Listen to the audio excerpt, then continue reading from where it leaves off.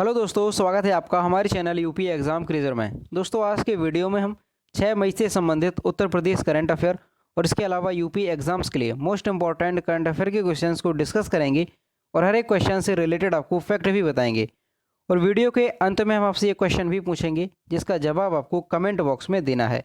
और अगर आपको इसकी PDF डाउनलोड करनी है तो आप हमारे टेलीग्राम ग्रुप से इसकी PDF डाउनलोड कर सकते हैं। टेलीग्राम ग्रुप की लिंक आपको वीडियो के डिस्क्रिप्शन में मिल जाएगी।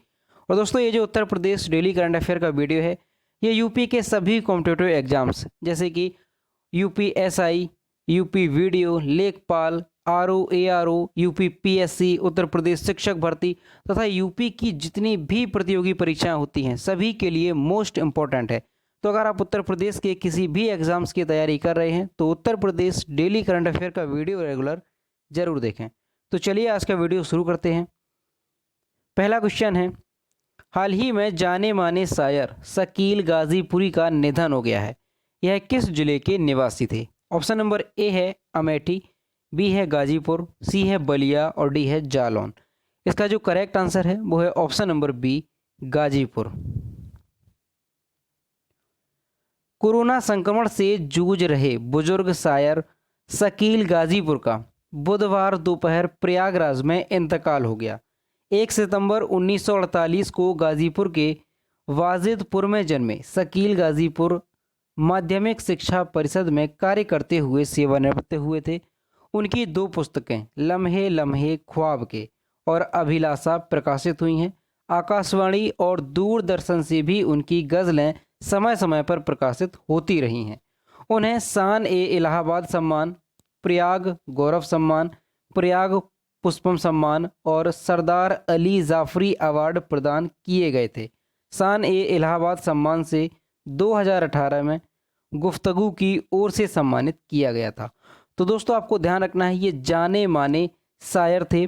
नाम क्या था? शकील गाजीपुरी। इनका हाल ही में निधन हो गया है और किस वजह से? तो ध्यान रखना है कोरोना संक्रमण से इनका निधन हुआ है। इनका जन्म आपको ध्यान रखना है कहाँ पर हुआ था? तो 1 सितंबर 1948 को गाजीपुर के वाजिदपुर में इनका जन्म हुआ था।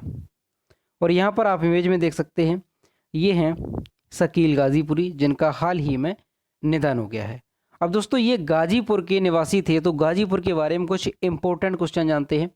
दोस्तों, गाजीपुर का उपनाम क्या है? तो काशी की बहन गाजीपुर को कहा जाता है, ये आपको ध्यान रखना है। और दोस्तों, गाजीपुर की स्थापना किसने की थी? तो ध्यान रखना है तुगलक वंश के सैयद मसूद गाजी द्वारा गाजीपुर की स्थापना की गई थी। ठीक है। और ये जो गाजीपुर है ये वाराणसी मंडल का एक जिला है, ये भी आपको ध्यान रखना है। और दोस्तों, गाजीपुर में अंग्रेज़ों ने 1820 में, कब? ध्यान रखना है 1820 में, अंग्रेज़ों ने 1820 में विश्व के सबसे बड़े अफीम कारखाने का निर्माण किया था। तो ये आपको ध्यान रखना है गाजीपुर में। और दोस्तों, जो ब्रिटिश गवर्नर जनरल था लॉर्ड कॉर्नवालिस, इनका नाम आपने सुना होगा। तो इनकी मृत्यु जो है वो गाजीपुर में हुई थी और वहीं पर इनको दफन भी किया गया था। ठीक है, तो ये भी आपको ध्यान रखना है।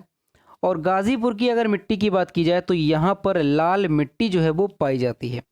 और गाजीपुर की जो प्रमुख नदियाँ या नहरें हैं वो कौन कौन सी हैं? तो ध्यान रखना है गंगा, कर्मनासा, गोमती, टोंस, बेसून, भाई साई नदी, ये गाजीपुर की प्रमुख नदियां या नहरें हैं। और दोस्तों, गाजीपुर में एक परियोजना है, वो कौन सी है? तो ध्यान रखना है नौगढ़ बांध नहर परियोजना, ये गाजीपुर में परियोजना है। ठीक है, तो ये भी आपको अच्छे से ध्यान रखना है। तो दोस्तों, ये सारी चीज़ें गाजीपुर से रिलेटेड आपको अच्छे से ध्यान रखनी है। अगला क्वेश्चन है, हाल ही में उत्तर प्रदेश में फुल लॉकडाउन कब से कब तक के लिए बढ़ा दिया गया?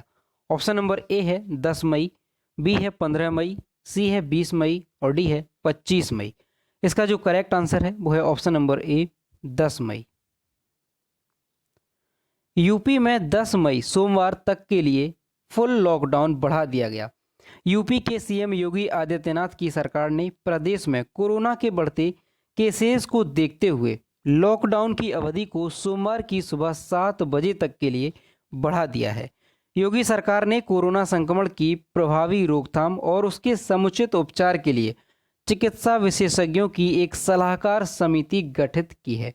तो दोस्तों आपको ध्यान रखना है कि उत्तर प्रदेश में जो लॉकडाउन था वो 6 मई तक के लिए था, लेकिन अब इसे जो है उत्तर प्रदेश सरकार ने और बढ़ा दिया गया है और इसे 10 मई तक कर दिया गया है। 10 मई सुबह 7 बजे तक जो है ये लॉकडाउन प्रदेश में रहेगा। अगला क्वेश्चन है, हाल ही में लखनऊ के डॉक्टर राम मनोहर लोहिया आयुर्विज्ञान संस्थान में कोविड के कितने बेड के विस्तार का निर्देश दिया गया? ऑप्शन नंबर ए है 50, बी है 100, सी है 150 और डी है 200। इसका जो करेक्ट आंसर है वो है ऑप्शन नंबर बी 100। लोहिया आयुर्विज्ञान संस्थान में कोविड के 100 बेड के विस्तार का निर्देश भी दिया गया। उन्होंने कहा कि लखनऊ के RML यानी राम मनोहर लोहिया जो अस्पताल है उसमें 100 कोविड बेड का विस्तार किया जाए। इसके साथ ही King George medical university KGMU में जल्द ही 150 बेड जल्द ही कोविड मरीजों के लिए उपलब्ध हो जाएंगे। उन्होंने कहा कि कैंसर हॉस्पिटल और DRDO का विशेष हॉस्पिटल भी बहुत जल्द क्रियाशील हो जाएगा। तो दोस्तों आपको ध्यान रखना है कि जो लोहिया आयुर्विज्ञान संस्थान है उसमें कोविड के 100 बेड जो है वो बढ़ाने के निर्देश दिए गए हैं। तो ये ध्यान रखना है, कहाँ पर है? लखनऊ में स्थित है। अगला क्वेश्चन है, किस राज्य में सौरोपोड्स की 100 मिलियन वर्ष पुरानी हड्डियां खोजी गई हैं? ऑप्शन नंबर ए है मेघालय, बी है उत्तर प्रदेश, सी है तेलंगाना और डी है पश्चिम बंगाल। इसका जो करेक्ट आंसर है वो है ऑप्शन नंबर ए मेघालय। मेघालय में सौरोपोड्स की 100 मिलियन वर्ष पुरानी हड्डियां खोजी गईं। मेघालय इस खोज में गुजरात, मध्य प्रदेश, महाराष्ट्र और तमिलनाडु के बाद 5वां राज्य है। मेघालय के पश्चिम खासी हिल्स जिले में करीब 10 करोड़ साल पहले के सौरोपोड्स डायनासोर की हड्डियों के जीवाश्म मिले। सौरोपोड्स नामक डायनासोर में बहुत लंबी गर्दन, लंबी पूंछ, उनके शरीर के बाकी हिस्सों के सापेक्ष छोटे सिर और 4 मोटे स्तंभ जैसे पैर होते थे। तो दोस्तों आपको ध्यान रखना है कि मेघालय में 100 मिलियन वर्ष पुरानी डायनासोर की जो है अवशेष जीवाश्म पाए गए हैं। तो ये आपको ध्यान रखना है। और जो मेघालय है इस खोज के बाद ये गुजरात, मध्य प्रदेश, महाराष्ट्र, तमिलनाडु के बाद ऐसा 5वां राज्य बना है जहां पर सौरोपोड्स जो डायनासोर है उसके अवशेष जो है वो पाए गए हैं। ठीक है, तो आपको ध्यान रखना है हाल ही में मेघालय में जो सौरोपोड्स है उसकी 100 मिलियन वर्ष पुरानी हड्डियां खोजी गई हैं। अगला क्वेश्चन है, किस राज्य सरकार ने हाल ही में गोपबंधु संबंधिका स्वास्थ्य बीमा योजना लॉन्च की? ऑप्शन नंबर ए है उड़ीसा, बी है पंजाब, सी है दिल्ली और डी है मध्य प्रदेश। इसका जो करेक्ट आंसर है वो है ऑप्शन नंबर ए उड़ीसा। उड़ीसा के मुख्यमंत्री नवीन पटनायक ने हाल ही में उड़ीसा राज्य के कार्यरत पत्रकारों को अग्रिम पंक्ति के कोविड-19 योद्धा घोषित किया है। यह घोषणा गोपबंधु संबंधिका स्वास्थ्य बीमा योजना के तहत की गई थी। इनके साथ राज्य में 6,500 से अधिक पत्रकारों को लाभ मिलेगा। यह एक स्वास्थ्य बीमा योजना है जो उड़ीसा सरकार द्वारा पत्रकारों के लिए शुरू की गई थी। तो दोस्तों आपको ध्यान रखना है कि जो उड़ीसा राज्य है वहाँ के मुख्यमंत्री नवीन पटनायक ने पत्रकारों के लिए एक स्वास्थ्य बीमा योजना शुरू की है। स्वास्थ्य बीमा योजना का नाम क्या है? तो ध्यान रखना है गोपबंधु संबंधिका स्वास्थ्य बीमा योजना, ये जो है शुरू की गई है। अब ये क्वेश्चन आपसे इस तरह से भी पूछा जा सकता है कि ये जो योजना है ये किन से संबंधित है? तो पत्रकारों से ये योजना संबंधित है। अब दोस्तों उड़ीसा राज्य ने इस योजना को शुरू किया है, तो उड़ीसा के बारे में जानते हैं। ये है मैप में उड़ीसा। उड़ीसा की कैपिटल है भुवनेश्वर। उड़ीसा के चीफ मिनिस्टर हैं नवीन पटनायक और उड़ीसा के गवर्नर हैं गणेशी लाल। अगला क्वेश्चन है, सुप्रीम कोर्ट ने 2018 में महाराष्ट्र सरकार द्वारा दिए गए निम्न में से किस आरक्षण को खारिज कर दिया है? ऑप्शन नंबर ए है नौकरियों एवं शिक्षण संस्थानों में 70% से ज़्यादा मराठा आरक्षण, बी है नौकरियों एवं शिक्षण संस्थानों में 50% से ज़्यादा मराठा आरक्षण, सी है नौकरियों एवं शिक्षण संस्थानों में 20% से ज़्यादा मराठा आरक्षण, और डी है इनमें से कोई नहीं। तो इसका जो करेक्ट आंसर है वो है ऑप्शन नंबर बी, नौकरियों एवं शिक्षण संस्थानों में 50% से ज़्यादा मराठा आरक्षण। सुप्रीम कोर्ट ने स्पष्ट कर दिया कि मराठा समुदाय को शिक्षा और नौकरियों में 50% की सीमा पार करके आरक्षण नहीं दिया जा सकता।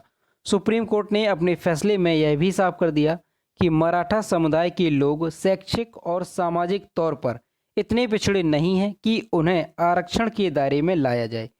कोर्ट ने मराठा आरक्षण को असंवैधानिक बताया है। तो दोस्तों आपको ध्यान रखना है कि सुप्रीम कोर्ट ने मराठा समुदाय को शिक्षा और नौकरियों में 50% की सीमा पार करके आरक्षण नहीं दिया जा सकता, ऐसा सुप्रीम कोर्ट ने निश्चित कर दिया है। और दोस्तों सुप्रीम कोर्ट के बारे में अगर देखें तो सुप्रीम कोर्ट की स्थापना कब हुई थी, तो आपको ध्यान रखना है कि 28 जनवरी, कब, 28 जनवरी 1950 को, 28 जनवरी 1950 को सुप्रीम कोर्ट की स्थापना हुई थी भारत के उच्चतम न्यायालय के रूप में। लेकिन अगर आपसे ये पूछा जाए कि भारत की संघीय अदालत के रूप में जो सुप्रीम कोर्ट है उसकी स्थापना कब हुई थी, तो ध्यान रखना है 1 अक्टूबर 1937 को। कब? 1 अक्टूबर 1937 को जो उच्चतम न्यायालय है इसकी भारत की संघीय अदालत के रूप में स्थापना हुई थी। लेकिन अगर ये पूछा जाता है कि भारत के उच्चतम न्यायालय के रूप में इसकी स्थापना कब हुई, तो आपको 28 जनवरी 1950 ध्यान रखना है। अब दोस्तों जो सुप्रीम कोर्ट है उसमें जो न्यायाधीश हैं उनकी संख्या कितनी है, तो 33 + 1, 33 अन्य न्यायाधीश होते हैं और एक मुख्य न्यायाधीश होते हैं। ठीक है, तो कुल मिलाकर के 34 जो न्यायाधीश हैं वहाँ पर सुप्रीम कोर्ट में ये संख्या है, तो ध्यान रखना है आपको। और दोस्तों जो भारत का उच्चतम न्यायालय है अगर इससे संबंधित अनुच्छेद पूछा जाता है तो ध्यान रखना है 124 उच्चतम न्यायालय का जो गठन संबंधी प्रावधान है वो किस अनुच्छेद में किया गया है, तो 124 में। ये मोस्ट इंपॉर्टेंट है, ये कई बार एग्जाम में पूछा भी गया है, तो ये आपको अच्छे से ध्यान रखना है। और दोस्तों जो सुप्रीम कोर्ट के न्यायाधीश होते हैं उनकी नियुक्ति किसके द्वारा की जाती है, तो ये भी आपको ध्यान रखना है राष्ट्रपति के द्वारा। जो मुख्य न्यायाधीश हैं और उनके अलावा जितने भी न्यायाधीश होते हैं उनकी नियुक्ति जो है वो राष्ट्रपति के द्वारा की जाती है। और दोस्तों सुप्रीम कोर्ट के जो न्यायाधीश होते हैं उनकी सेवानिवृत्ति की उम्र कितनी होती है, तो 65 ईयर। ध्यान रखना है 65 वर्ष जो है अधिकतम उम्र सीमा होती है सुप्रीम कोर्ट के न्यायाधीशों की।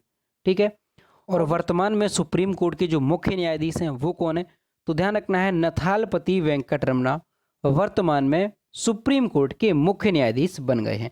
और इन्होंने अपना कार्यकाल कब ग्रहण किया, तो 24 अप्रैल 2021 को इन्होंने अपना पदभार ग्रहण किया। अगला क्वेश्चन है, हाल ही में किस राज्य सरकार ने कोरोना संकट को देखते हुए अगले 2 महीने कार्ड धारकों को मुफ्त राशन एवं ऑटो टैक्सी चालकों को 5,000 रुपये की सहायता देने की घोषणा की? ऑप्शन नंबर ए है असम, बी है तमिलनाडु, सी है दिल्ली और डी है बिहार। इसका जो करेक्ट आंसर है वो है option number C, Delhi.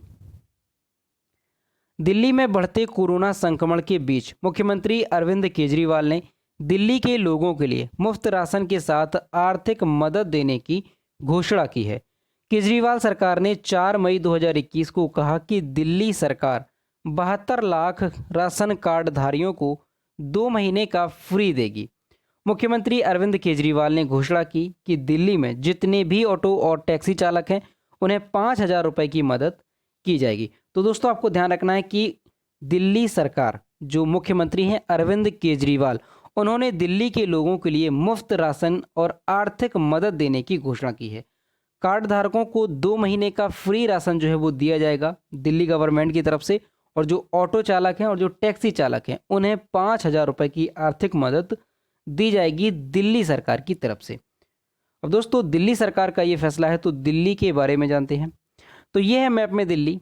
Delhi की कैपिटल है न्यू दिल्ली। दिल्ली के जो चीफ मिनिस्टर हैं वो हैं अरविंद केजरीवाल, और दिल्ली के जो लेफ्टिनेंट गवर्नर हैं वो हैं अनिल बैजल। अगला क्वेश्चन है, हाल ही में किसने पश्चिम बंगाल के तीसरी बार मुख्यमंत्री पद की शपथ ली? ऑप्शन नंबर ए है अशोक गहलोत, बी है राहुल गांधी, सी है पिनरई विजयन और डी है ममता बनर्जी। तो इसका जो करेक्ट आंसर है वो है option number D, Mamata Banerjee. Trinamool Congress की सुप्रीमो ममता बनर्जी ने तीसरी बार 5 मई 2021 को पश्चिम बंगाल की मुख्यमंत्री के तौर पर शपथ ले ली है। राज्यपाल जगदीप धनखड़ ने कोविड के बढ़ते प्रकोप के बीच राजभवन में आयोजित साधारण समारोह में उन्हें पद और गोपनीयता की शपथ दिलाई। पश्चिम बंगाल विधानसभा चुनाव 2021 में पार्टी को 292 विधानसभा सीटों में से 213 पर जीत हासिल हुई, जो बहुमत के आंकड़ों से भी कहीं अधिक है। वहीं इस विधानसभा चुनाव में बीजेपी 77 सीटों पर विजयी रही। तो दोस्तों आपको ध्यान रखना है कि जो ममता बनर्जी हैं ये पश्चिम बंगाल की तीसरी बार मुख्यमंत्री पद की शपथ लेने वाली बन गई हैं और इन्होंने 5 मई 2021 को मुख्यमंत्री पद की शपथ ली है। और शपथ ये दिलाता कौन है, तो ध्यान रखना है राज्यपाल जो है मुख्यमंत्री पद की शपथ दिलाते हैं। और जो पश्चिम बंगाल में ममता बनर्जी को मुख्यमंत्री पद की शपथ दिलाई वो किसने दिलाई, तो ध्यान रखना है राज्यपाल जगदीप धनखड़ ने। और दोस्तों अगर विधानसभा चुनाव 2021 को देखें तो 292 जो सीटें हैं विधानसभा सीट पश्चिम बंगाल की, तो उसमें से जो तृणमूल कांग्रेस है यानी ममता बनर्जी की जो पार्टी है तृणमूल कांग्रेस, तो उसने 213 सीटों पर जीत दर्ज की। और वहीं बीजेपी की अगर बात की जाए तो इस चुनाव में 77 सीटें जो है वो बीजेपी ने जीती। तो ये आपको ध्यान रखना है, ये भी आपसे कहीं ना कहीं पूछा जा सकता है। अगला क्वेश्चन है, मई 2021 में किसने खाद्य प्रसंस्करण उद्योग के लिए उत्पादन लिंक्ड प्रोत्साहन योजना PLISFPI के लिए एक ऑनलाइन पोर्टल लॉन्च किया? ऑप्शन नंबर ए है पीयूष गोयल, बी है राजनाथ सिंह, सी है नरेंद्र सिंह तोमर और डी है अमित शाह। इसका जो करेक्ट आंसर है वो है option number C, Narendra Singh Tomar. सरकार ने खाद्य प्रसंस्करण उद्योग के लिए उत्पादन लिंक्ड प्रोत्साहन योजना PLISFPI के लिए दिशा निर्देश जारी किए। खाद्य प्रसंस्करण उद्योग मंत्री नरेंद्र सिंह तोमर ने PLISFPI के लिए एक ऑनलाइन पोर्टल भी शुरू किया। सरकार ने 2021-22 से 2026-27 के दौरान 10,900 करोड़ रुपए के परिव्यय के साथ कार्यान्वयन के लिए PLISFPI को मंजूरी दी है। तो दोस्तों आपको ध्यान रखना है कि उत्पादन लिंक्ड प्रोत्साहन योजना के लिए जो ऑनलाइन पोर्टल शुरू किया गया है वो किसके द्वारा शुरू किया गया है, तो खाद्य प्रसंस्करण उद्योग मंत्री नरेंद्र सिंह तोमर ने इसके लिए एक ऑनलाइन पोर्टल शुरू किया है। अगला क्वेश्चन है, मई 2021 में न्यायमूर्ति प्रफुल्ल चंद्र पंत को निम्नलिखित में से किसके कार्यकारी अध्यक्ष के रूप में नियुक्त किया गया है? ऑप्शन नंबर ए है राष्ट्रीय अनुसूचित जाति आयोग, बी है राष्ट्रीय मानवाधिकार आयोग, सी है पिछड़ा वर्ग आयोग और डी है नीति आयोग। इसका जो करेक्ट आंसर है वो है ऑप्शन नंबर बी, राष्ट्रीय मानवाधिकार आयोग। भारत के राष्ट्रपति ने जस्टिस प्रफुल्ल चंद्र पंत, सदस्य राष्ट्रीय मानवाधिकार आयोग NHRC इंडिया को इसके अध्यक्ष के रूप में कार्य करने के लिए अधिकृत किया है। यानी दोस्तों जो प्रफुल्ल चंद्र पंत थे ये सदस्य थे राष्ट्रीय मानवाधिकार आयोग के और अब इन्हें जो है भारत के राष्ट्रपति ने अध्यक्ष के रूप में कार्य करने के लिए नियुक्त किया है। उनकी नियुक्ति 25 अप्रैल 2021 से प्रभावी है। 22 अप्रैल 2019 को सदस्य NHRC के रूप में अपनी नियुक्ति से पहले जस्टिस पंत 13 अगस्त 2014 से 29 अगस्त 2017 तक भारत के सर्वोच्च न्यायालय के न्यायाधीश थे। तो दोस्तों आपको ध्यान रखना है कि भारत के राष्ट्रपति ने राष्ट्रीय मानवाधिकार आयोग NHRC, यहाँ पर NHRC है, इसका फुल फॉर्म क्या होता है, तो नेशनल ह्यूमन राइट्स कमीशन इसका फुल फॉर्म होता है। तो इसके जो राष्ट्रीय मानवाधिकार आयोग है इसके अध्यक्ष के तौर पर इन्हें नियुक्त किया है और इससे पहले ये जो है राष्ट्रीय मानवाधिकार आयोग के सदस्य थे। और उसके पहले अगर देखा जाए तो ध्यान रखना है 13 अगस्त 2014 से 29 अगस्त 2017 तक ये भारत के सर्वोच्च न्यायालय के न्यायाधीश थे और अब इन्हें जो है राष्ट्रीय मानवाधिकार आयोग के अध्यक्ष के तौर पर नियुक्त किया गया है। तो ये आपको अच्छे से ध्यान रखना है। तो दोस्तों ये थे 6 मई से संबंधित उत्तर प्रदेश करंट अफेयर और इसके अलावा यूपी एग्जाम्स के लिए मोस्ट इंपॉर्टेंट करंट अफेयर के क्वेश्चन जो कि हमने डिस्कस किए। अब हम देखते हैं पिछले वीडियो का क्वेश्चन जो हमने आपसे पूछा था। तो ये है कल के वीडियो का क्वेश्चन जो हमने आपसे पूछा था हाल ही में न्यायमूर्ति वीरेंद्र कुमार श्रीवास्तव का निधन हो गया। यह किस हाई कोर्ट के जज थे? इसका जो करेक्ट आंसर था वो ऑप्शन नंबर ए था, इलाहाबाद हाई कोर्ट। और लगभग सभी स्टूडेंट्स ने इसका सही जवाब किया। और मैं फिर से कहता हूँ कि जो भी क्वेश्चन आपसे पूछा जाए तो सभी लोग उसका आंसर जरूर किया करो। तो ये है आज का क्वेश्चन। हाल ही में किस राज्य सरकार ने मिट्टी के खिलौनों को जीआई टैग देने की घोषणा की है? ऑप्शन नंबर ए है तमिलनाडु, बी है केरल, सी है पंजाब और डी है हरियाणा। तो इसका जो भी करेक्ट आंसर है वो आपको कमेंट बॉक्स में बताना है। तो दोस्तों, अगर आपको आज का वीडियो पसंद आया हो तो वीडियो को लाइक करें, शेयर करें और अगर चैनल पर नए हैं तो चैनल को सब्सक्राइब करना ना भूलें। साथ ही बेल आइकन को भी प्रेस करें ताकि टाइम टू टाइम नोटिफिकेशन आप तक पहुंचता रहे। तो मिलते हैं नेक्स्ट वीडियो में। Thank you.